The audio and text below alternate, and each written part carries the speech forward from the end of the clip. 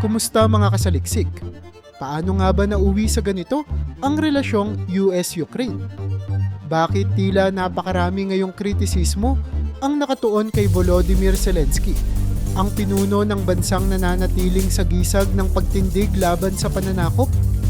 Ilang buwan na ang nakalipas mula nang muling naupo sa kapangyarihan si Donald Trump bilang Pangulo ng Estados Unidos. At mula noon, hindi matatawaran ang kanyang mga maanghang na pahayag laban sa Pangulo ng Ukraine. Ngunit, bakit nga ba tila nahulog na sa mga kamay ng pagsisisi ang leader na matagal nang pumupuntos ng paghanga mula sa kanyang mga kababayan at sa pandaigdigang pamayanan? Lalo na't sinasabing ang popularidad ni Zelensky ay bumagsak, isang akusasyong na patunayang walang sapat na basehan. Sa nagdaang mga linggo, bumaha ng mga alegasyon laban kay Zelensky mula sa administrasyon ng Estados Unidos. Ang pinaka-kontrobersyal marahil ay ang pagtawag sa kanya bilang isang dictator. Ang paratang na ito'y tila isinilang mula sa desisyong ipagpaliban ang halalan noong 2024, isang hakbang na maingat niyang isinagawa alinsunod sa konstitusyon ng Ukraine. Sa ilalim ng batas, ipinagbabawal ang halalan kapag may umiiral na martial law na ipinatupad matapos ang pagsalakay ng Russia noong 2022. Sa madaling salita, hindi ito isang personal na kapritsyo ni Zelensky, kundi isang hakbang na legal at kinakailangan sa harap ng digmaan. Subalit sa kabila ng malinaw na paliwanag na ito, tila hindi ito naging sapat upang pigilan ang mga akusasyong ipinupukol laban sa kanya.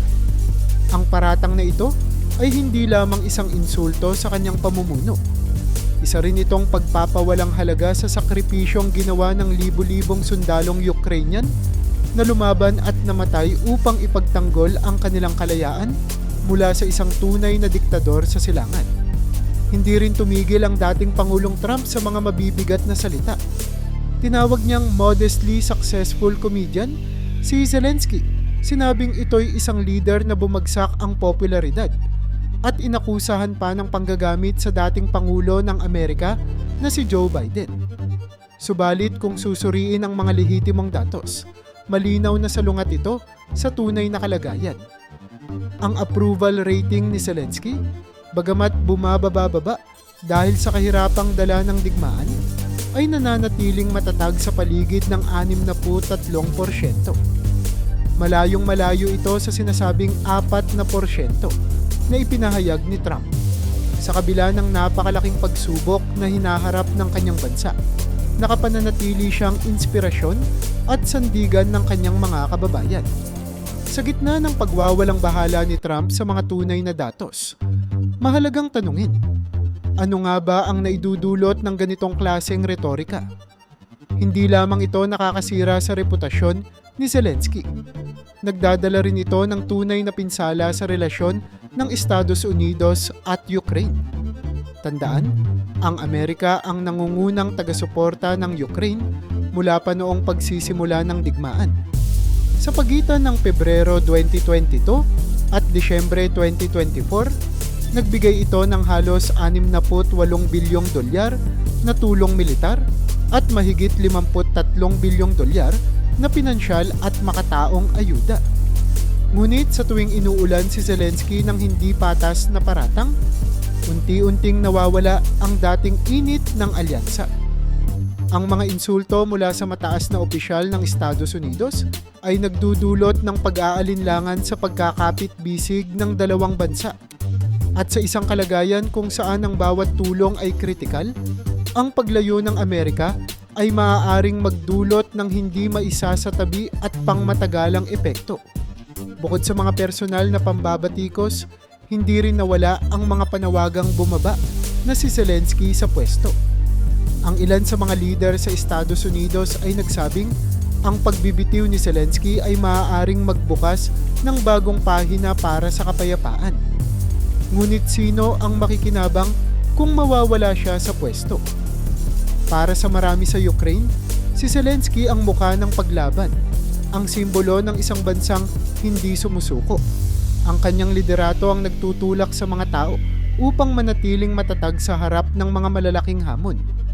Ang anumang mungkahi na dapat siyang bumitiw ay hindi lamang nagdudulot ng tensyon. Ito rin ay isang direktang atake sa moral ng isang bansang naghahangad ng kalayaan. Kung titingnan ang mas malawak na larawan, madaling makita kung paanong ang mga retorikang ito ay nagdudulot ng kawalang tiwala at pagkalito. Ang isang bansang nahaharap sa digmaan ay nangangailangan ng matibay na ugnayan sa mga kaalyado, hindi ng pagsabog ng galit at paninisi mula sa mga dapat sanay katuwang nito.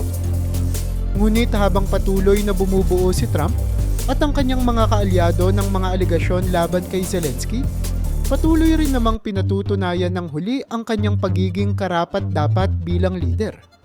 Sa kabila ng lahat ng pang-iinsulto at malisyosong pag-atake, nananatili si Zelensky bilang simbolo ng determinasyon. Isang leader na inuuna ang kaligtasan at kapakanan ng kanyang bansa kaysa pansariling kapakinabangan.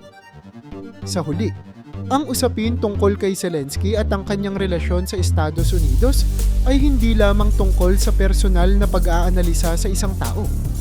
Isa itong salamin ng mas malawak na dinamiko sa pagitan ng dalawang bansa sa gitna ng digmaan. Ang bawat paratang, bawat salita, at bawat panawagan ng pagbibitiw ay nagdadala ng implikasyon na higit pa sa individual na reputasyon. Ang mga pambabatikos na ito ay isang hamon na kailangang pagtagumpayan, hindi lamang ng leader ng Ukraine, kundi ng buong bansa na kanyang kinakatawan. At habang ang usapin ay patuloy na umiinit, hindi may kakailang nananatiling malakas ang paniniwala ng maraming Ukrainian na si Zelensky ang tamang tao upang pangunahan ang kanilang bayan sa gitna ng pinakamahirap na panahon nito. Sa gitna ng nagpapatuloy na digmaan, si Pangulong Volodymyr Zelensky ay walang sawa sa pag-iit na ang pagiging miyembro ng NATO ay isang pangunahing hakbang tungo sa mas maayos at ligtas na hinaharap ng Ukraine. Hindi niya tinatakasan ang katotohanan. Ang pagpapasok ng Ukraine sa NATO ay higit pa sa isang simbolo ng alyansa. Isa itong konkretong garantiya ng kaligtasan. Sa bawat pahayag, binibigyang diin niya na ang pagiging bahagi ng NATO ang tunay na solusyon upang mapigilan ang muling pagbalik ng kaguluhan sa lupain ng kanyang bayan.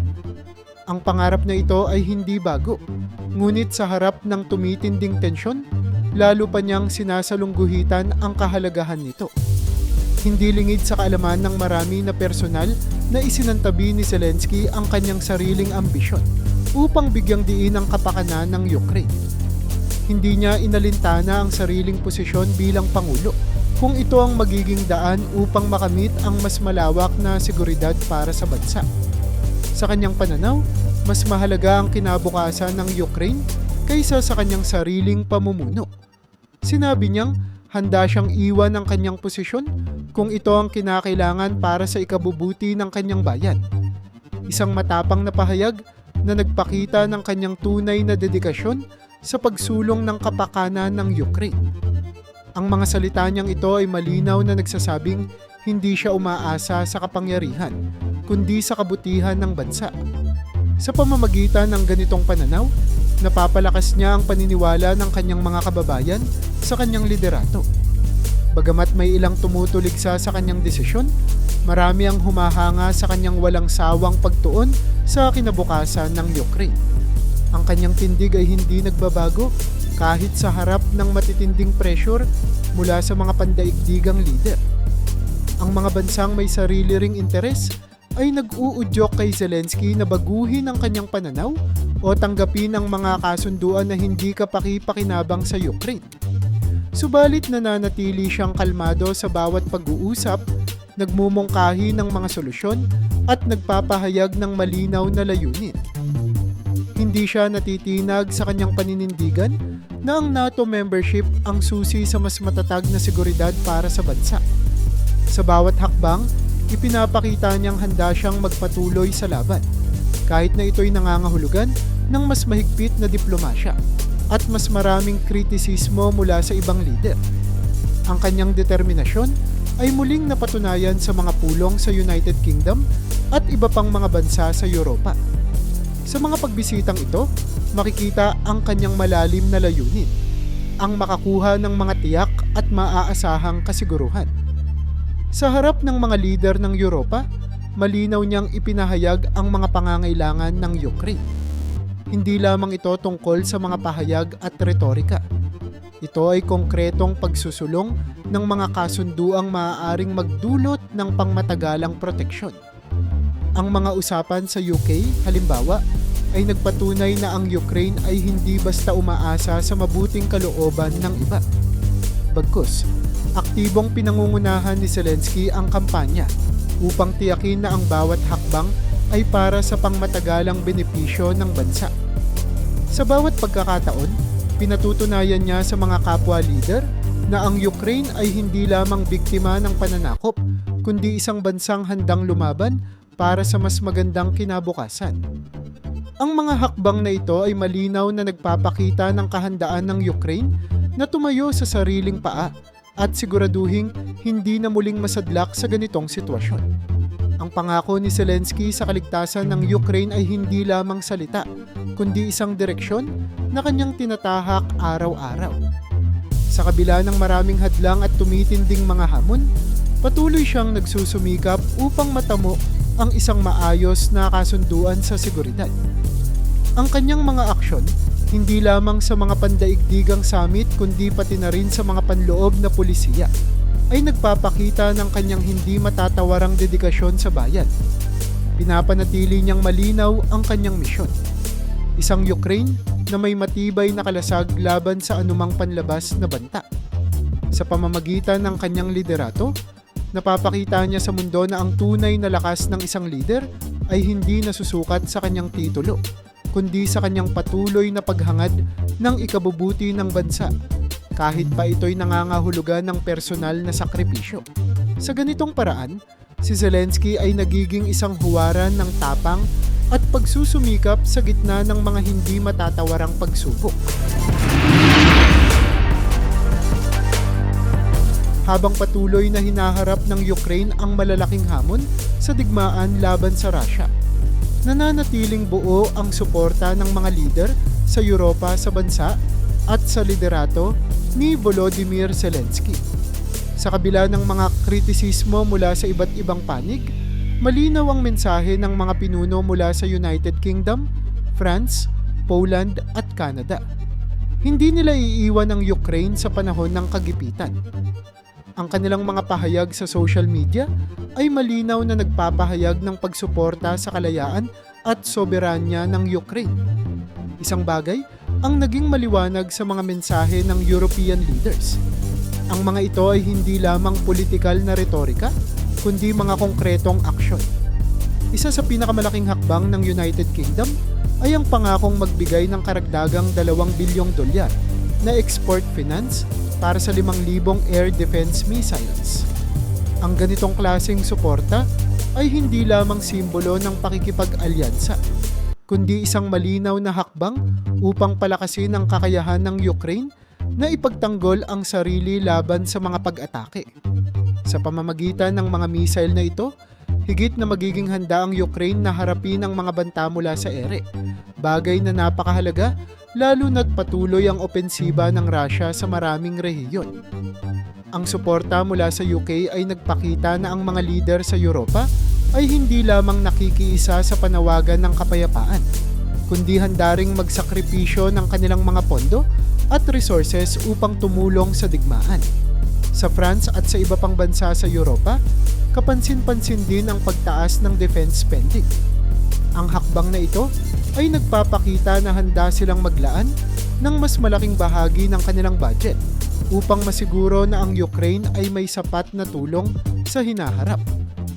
Ang mga hakbang na ito ay hindi lamang tumutugon sa kasalukuyang pangangailangan, kundi nagsisilbing mensahe sa Russia at sa iba pang potensyal na kalaban na ang Europa ay hindi basta-basta susuko o hahayaan ang sinuman na magdikta ng kanilang mga patakaran. Sa pamamagitan ng pagtataas ng depensa, ipinapakita rin ng Europa ang kahandaan nitong ipaglaban ang kanilang mga prinsipyo ng kalayaan at demokrasya. Bukod sa mga konkretong tulong pinansyal at militar, isang mahalagang inisyatibo rin ang ideya ng tinatawag na Coalition of the Willing. Bagamat hindi pa ganap na miyembro ng NATO ang Ukraine, nagbigay ang ideyang ito ng pansamantalang solusyon upang mapanatili ang seguridad ng bansa. Sa ilalim ng planong ito, ang mga bansang voluntaryong handang tumulong ay magbibigay ng kanilang suporta sa pamamagitan ng kanilang sariling mga puwersa at kagamitan. Sa ganitong paraan, bagamat hindi pa naaabot ang pinakamataas na proteksyon na maaaring ibigay ng NATO, ang Coalition of the Willing ay nagiging isang mahalagang hakbang upang mapanatili ang depensa ng Ukraine habang patuloy ang paglalakbay nito patungo sa ganap na pagiging miyembro ng alyansa. Sa kabila ng lahat ng pagsubok, nananatiling matatag at magkakaisa ang mga lider sa Europa upang suportahan ang Ukraine. Ang kanilang mga aksyon ay naglalayong tiyakin na ang digmaan ay hindi magiging kawakasan ng Ukrainian statehood, kundi isang bahagi lamang ng mas malawak na kwento ng tagumpay. Ipinakita rin ng Europa na sa panahon ng krisis, ang pagkakaisa at pagtutulungan ay maaaring maging sandigan ng tagumpay.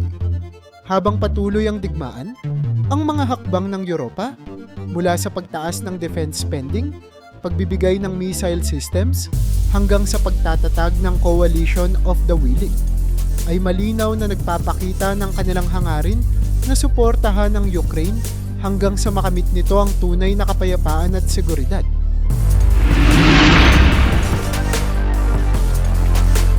Isa sa mga pinakamalaking hamon na kinakaharap ng Ukraine sa kasalukuyan ay ang makapasok bilang miyembro ng NATO.